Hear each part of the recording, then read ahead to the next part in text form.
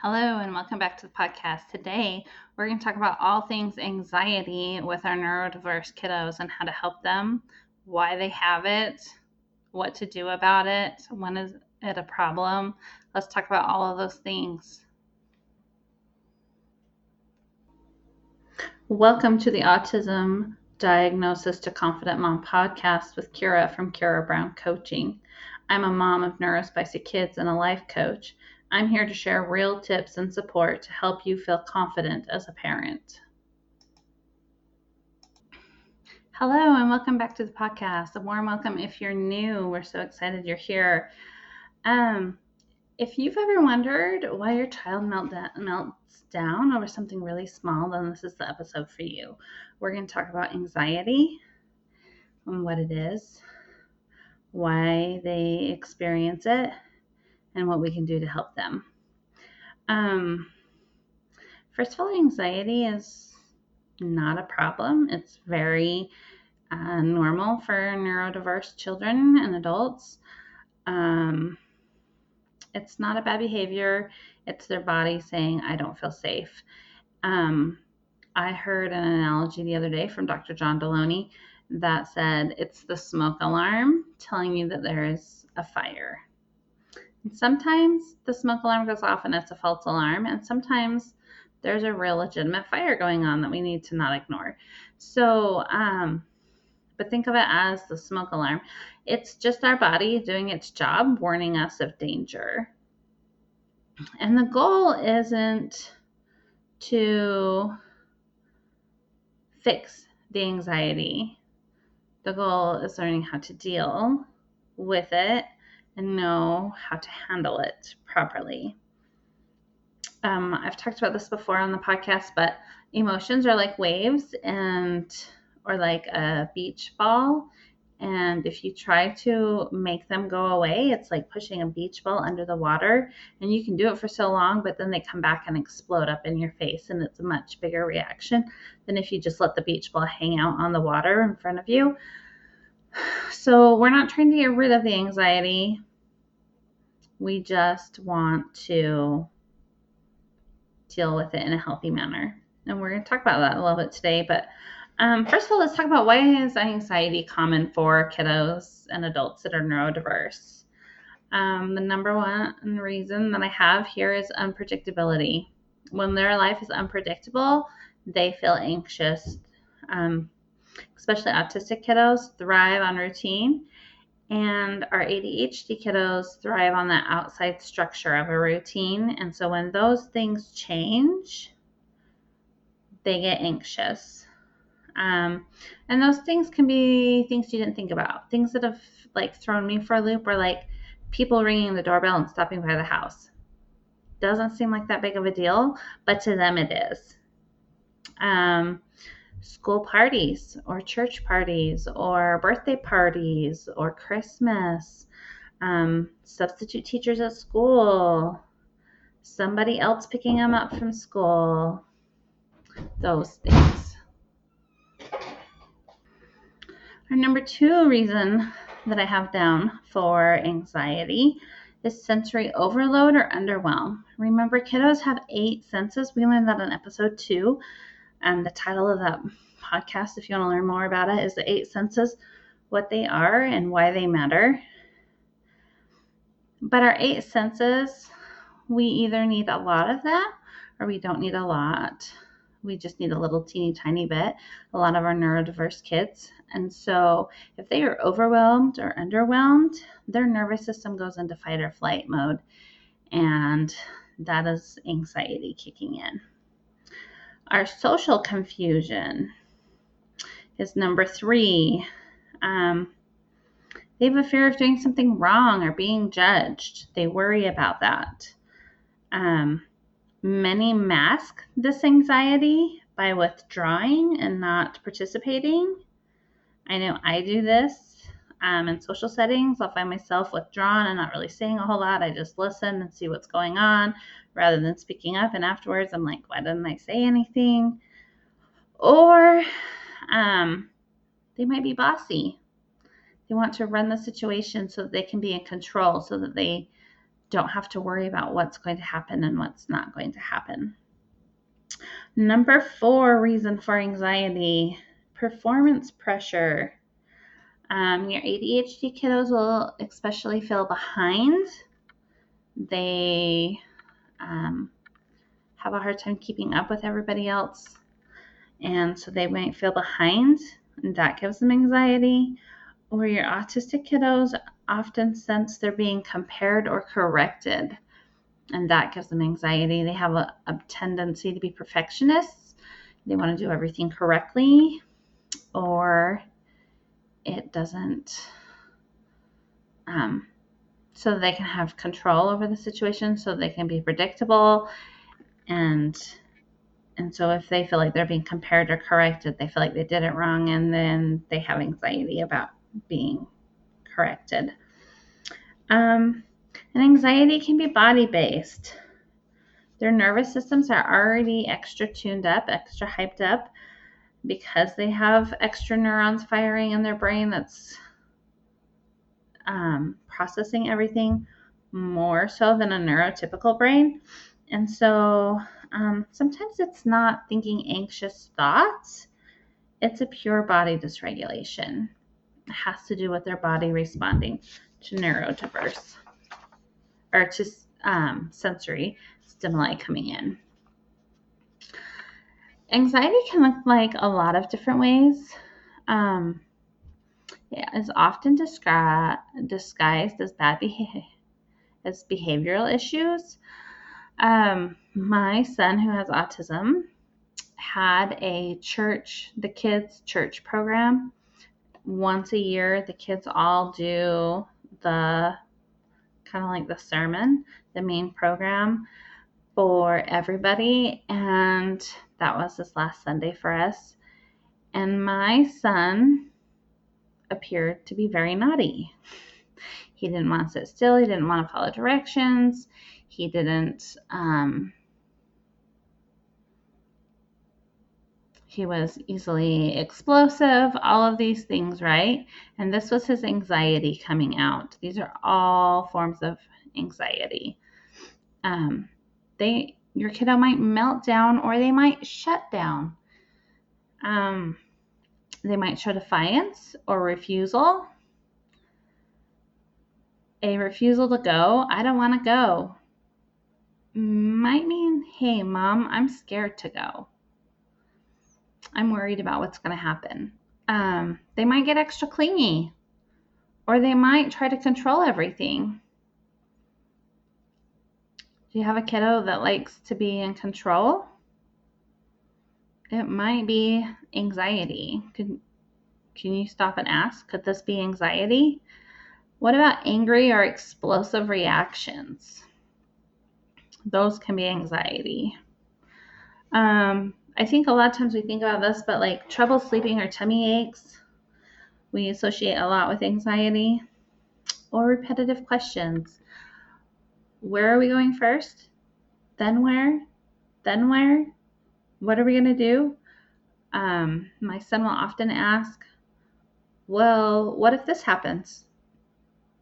Then what will we do? And I'm like, we'll figure it out. He's like, no, but what about this? Or what about this? He wants to know what the different options are depending on what we run across when we go to the store, or whatever it is we're doing when people show up, or whatever the situation is. Lots of extra questions, repetitive questions. They want to be reassured about how things are going. So when we see different behavioral issues, it would behoove us to ask ourselves, could this be anxiety? Now let's talk about how we can support our kiddos, especially our neurodivergent kiddos that are anxious. My first tip that I have is co-regulation, which simply means I keep my body calm and safe, and I share my calm with them. So that might mean I take deep breaths. That might mean I say to myself, my child isn't having a hard time. Sorry, I said that wrong. My child isn't giving me a hard time. My child is having a hard time. Remind yourself that it's not personal, that they're not choosing to be naughty. It's just their bodies nervous system going haywire. You might slow your breathing. You might talk in a calm voice. All of these things help co-regulate. I do have the co-regulation lab in the works where I'm going to teach parents how to self-regulate so that they can co-regulate with their kiddos. I know for me that was a problem. I was like, everybody says co-regulate, and I don't even know how to keep myself calm. How am I supposed to help them be calm when they're very dysregulated? Number 2, can we make their lives predictable? Do we have a visual schedule? Do we have a routine? Can we tell them what the steps are going to be? First, we're going to eat dinner, then bath time, then bedtime, or whatever it is. Can we let them know what's coming up? I know when we run errands at my house, first we're going to go here, then we're going to go here, then we're going to go here. And we will go through the whole day. I will have it lined out and tell him what we're doing when. And he'll ask several times. And if we skip one, he'll be like, why didn't we go here? Or why are we adding one? And it will cause a meltdown sometimes if we change that routine. But it gives him calm to know what's coming up. We can also let them know when there are going to be changes and that it's okay, that there's going to be changes. Warn them as soon as we know. Like if I'm in the store and they don't have what I need, I'll say, oh, Target doesn't have X, Y, and Z. It looks like we're going to have to run across to Walmart before we go to Murdoch's. Okay? I let him know instead of just doing it. It sometimes can be annoying, but I've noticed it really, really helps his anxiety when we're out and about. Sensory supports. What can we do? A weighted blanket, weighted vest, compression vests, a quiet corner where they can go to calm down, something to chew on, whether that be chewy snacks, crunchy snacks, or chewy toys, noise canceling headphones, fidgets, opportunities to move their bodies in certain ways that help their vestibular and interoception, proprioception, those kinds of sensory inputs. Can we add those into their day? Number 4, we're going to name it together. And this is really important. If we give it a name, it doesn't have to be scary. So if they can learn to understand that the sensation that they're feeling in their body is just anxiety, then they can learn to advocate for themselves. You can even go so far as to name your anxiety. Maybe your anxiety is a monkey in your brain and he's going a little crazy. Or maybe he's a crocodile or a dinosaur that roars or whatever animal your kiddo loves, and you can name it. Danny the dinosaur is acting out again. He's going crazy. Do you feel it? Do you feel it in your tummy? Do you feel tight? Okay, we can name it and help normalize anxiety. And it also teaches them that they are not the anxiety, that it's just their brain working like it's supposed to protect them, to warn them of dangers. And we get to decide if that danger is a real danger. Is there really a car coming down the road at us? Or are we just worried there might be a car that's coming down the road at us? But help them name it and recognize it in their bodies. And then can we lower the demands when the anxiety is high? So I told you about my little guy being anxious about the church program, children's program, the other day. And so we lowered expectations. I didn't expect him to sit on the bench, the pew, quietly and still. I expected him to stay next to me. That means we didn't crawl under the pew and run away. That means we didn't elope. That means we just stayed close to mom. But I did not expect perfectly still and quiet on the pew. I also allowed him to have fidgets when I might not normally allow him to have fidgets. I was not as strict with some outbursts because I understood that those were meltdowns and anxiety induced rather than a tantrum or a behavioral issue. So can we lower the demands when the anxiety is high? I know at our house we have the grandma rule. When grandma's over, mom doesn't worry about a lot of the rules. I'll let you eat whatever you will eat. I will let you play however you will play as long as we are being kind. I will let you stay up a little bit later because grandma's here, and we lower the expectations a little bit because we have more anxiety because there's company at our house. And then number 6, we can build recovery routines. What are things that calm their body? What do they enjoy? Do they enjoy snuggles? Do they have certain songs that they like to listen to? Do they enjoy swinging or drawing or taking a bath? What, a familiar cartoon episode? What can we find to help them calm down to recover from their anxiety?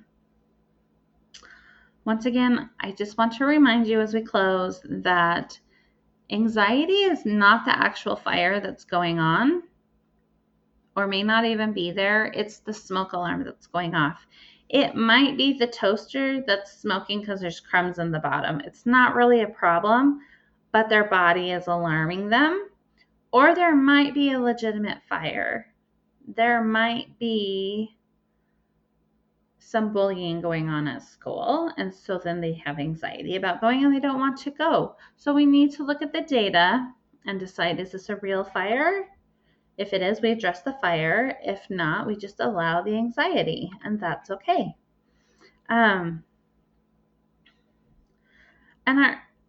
We're not trying to fix the anxiety. We don't have to fix the anxiety. Anxiety is proof that our brain is working like it should. Our brain's job is to protect us from things that might be a problem. Think back in the caveman days. If you didn't pay attention to when there might be a tiger trying to eat you, you wouldn't survive. And that's where anxiety stems from, right? It's just your body trying to protect you. It's normal. We don't have to fix it.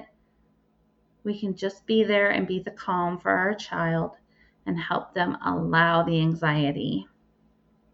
And it's kind of counterintuitive, but if we allow the anxiety, then it's more likely to go away and not be as big of a deal. Remember that beach ball being pushed under the water. And if you want to know more on how to co-regulate through your child's anxiety, check out my free guide, 10 Everyday Co-Regulation Strategies. I'll put the link in the show notes for you. And thanks for being here. Thanks so much for listening to Autism Diagnosis to Confident Mom. If this episode helped you feel a little more seen or supported, please take a moment to like, follow, or subscribe to the podcast. And if you know another parent who needs to hear this, share it with them too. We're all in this together. You're doing better than you think, Mama. You've got this.